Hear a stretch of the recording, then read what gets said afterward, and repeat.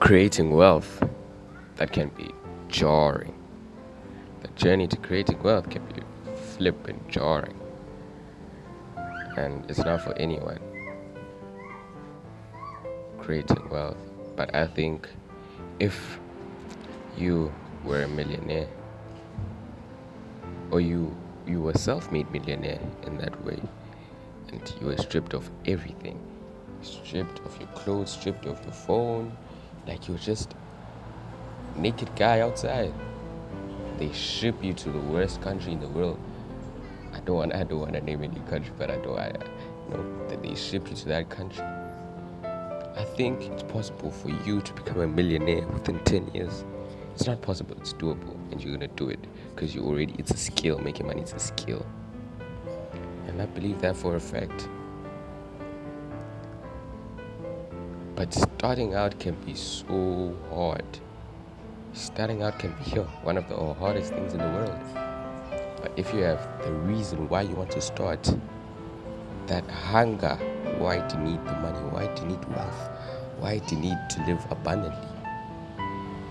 And that can be a huge desire, which is one of the first of the 3 keys to creating wealth, or will help take care of your parents or something. So the 3 keys to wealth, these aren't the only keys to wealth, but I think it's the roots, or it can be one of the most important pillars for creating wealth. So let's jump right in. There are 3 keys to wealth, and I think the first one, or the most important one, which with common sense is the only one that will help you start your journey, and that is the desire. One might, what do you mean by the desire? The hunger, the drive. Why do you want the money? If you just want the money to, I want the money to show off to my friends, to prove to the haters, well, that could be a reasonable desire, but that's not a healthy desire. And a healthy desire can be a desire that you look back on and say, yeah, okay, once time gets tough, you know why you started. It can be the anchor to why you started the whole thing. So to put it simply, a reason to earn the money can be to impress friends or to buy a new car. Because that won't help you in dark times, and you always have to have the end in mind. So when times get tough, what are you working towards? What's your goal? That's why I think having the desire, the first part. Also having the desire can be replaced, I think, which is healthier, but which you won't really find it nowadays, is loving the craft, loving the thing that will help you create wealth. And that could be like Steve Jobs. Steve Jobs loved technology. I'm reading his book, and he never wanted the desire. He never had the desire to be like, oh, I want to buy my mom a mansion. He just really loved technology and innovating. And I don't know if he loved people, but I know he loved those things, But yeah, the desire is the first part, which I think if you watch my video, you're on the right track. The desire is already set, And the second key to wealth is challenges. Well, what do I mean with challenges? Challenges can mean many different things, and it could be a challenge that you went through, or the challenges that you went through in life that make you want to create wealth. But I'm not talking about those challenges. I'm talking about,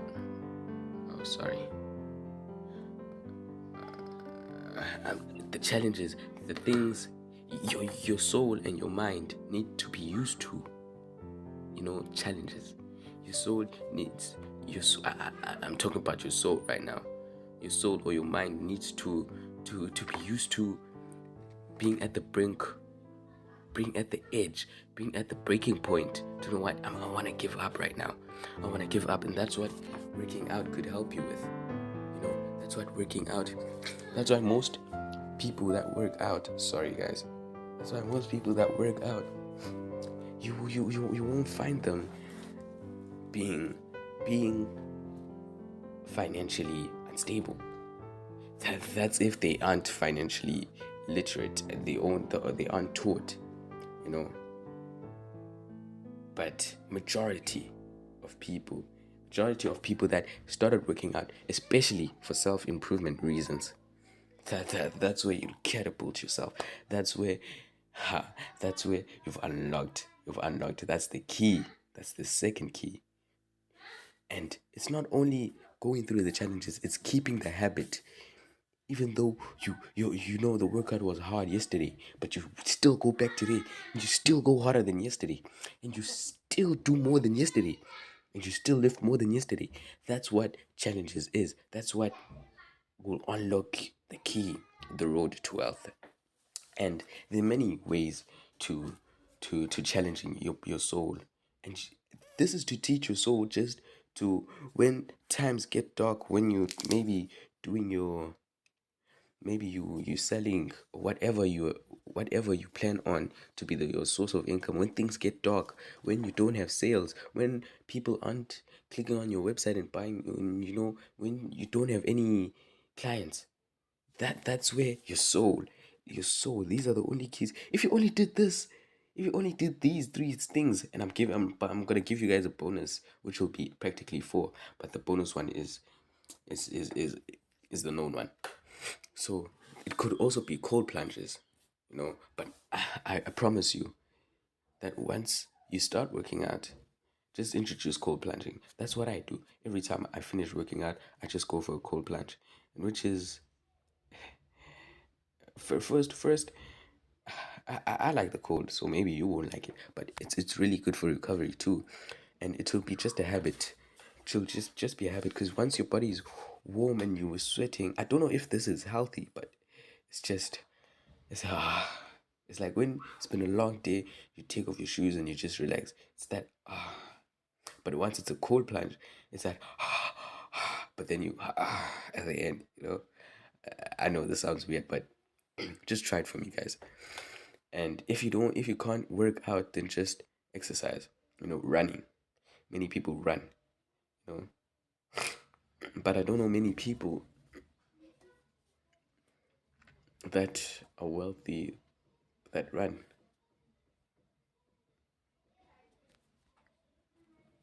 And especially establishing that body mind connection will be is very is that body mind connection is very important. And just experiencing hard shit, which which will set you up for the future.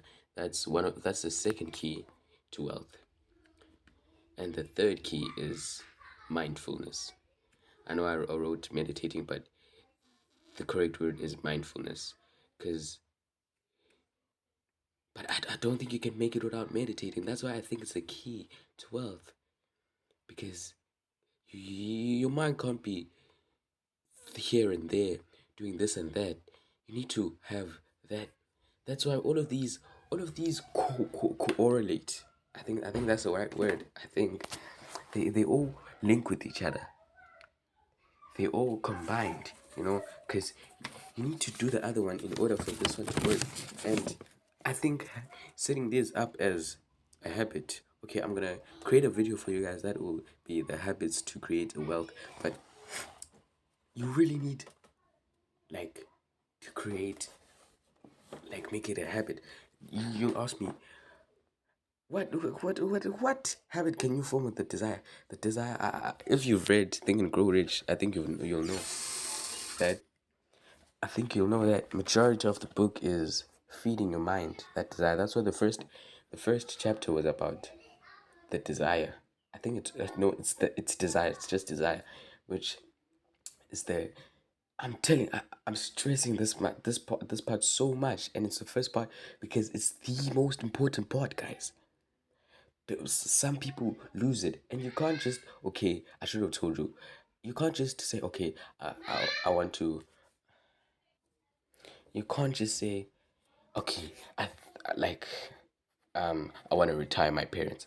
That's good. That's a good reason, because once you've seen the sacrifice and the challenges you guys have been through, that's what majority of the people. That's the desire of majority of the people. To not experience the thing, or to, like, financially, because all of the stress that your parents have gone through, that's a good reason, that's a good desire, but you can't just keep it at the back of your head and think it will drive you. You need to write it down. That's why you should read Think and Grow Rich. I think I'm gonna summarize it.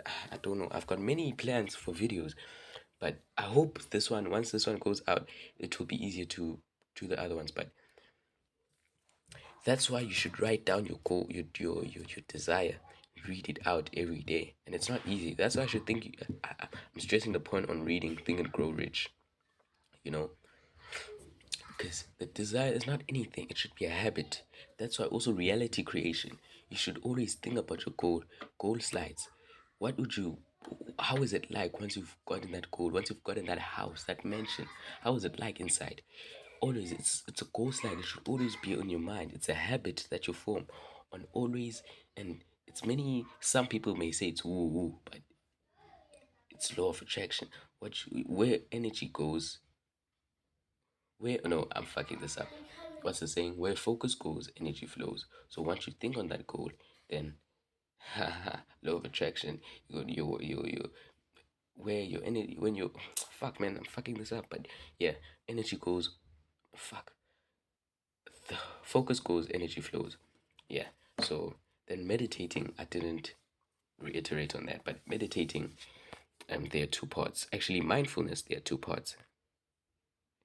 There's journaling and there's meditating. I think both of them are very, very compulsory. They're very essential, to the key to wealth, because it makes everything easier.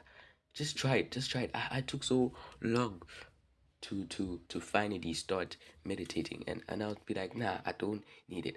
That's when I've already started reading. I've already started um you know I've already started working out. I've already started working on my source of income. But I'd be like, nah, I really don't need to meditate.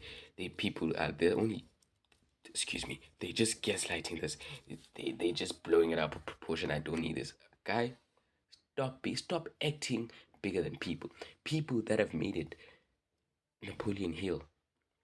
Okay, if I could use modern day people, Iman Katsi, Steve Jobs, Alex Omozi, they all stress. Just if you could find a video of them telling you the keys, they'd all mention meditating. And don't act like you're smarter than them. Like, nah, I don't really need this. Don't act smarter than them. You're not smarter than them. That's why you're learning this. And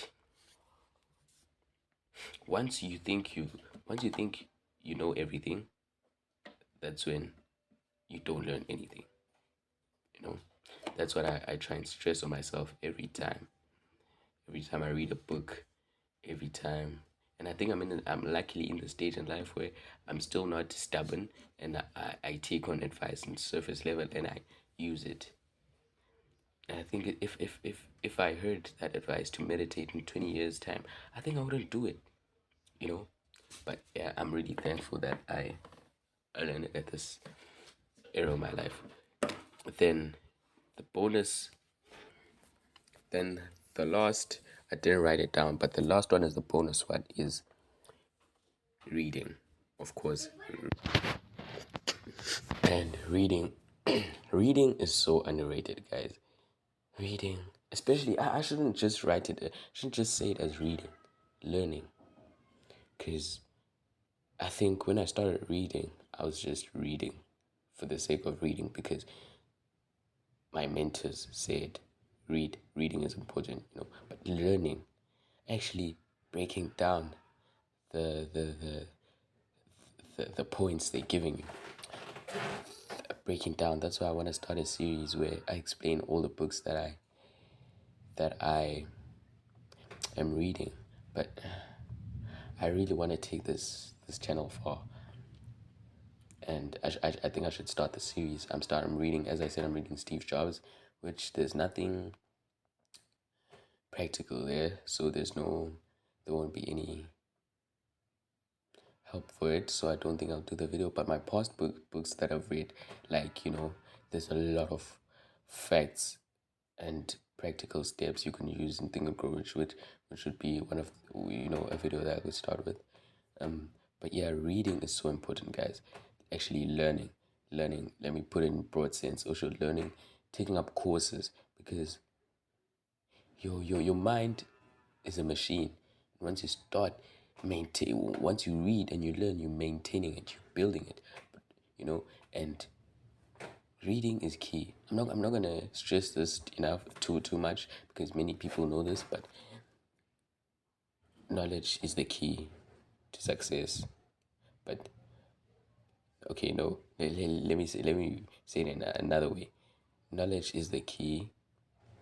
Knowledge is the tool, but used knowledge is the weapon. Is a dangerous weapon. But yeah, that's what it is, guys. If you guys found this helpful, found this meaty, and full of practical steps, practical advice, then leave a like, come back, binge watch my videos, and I'm out.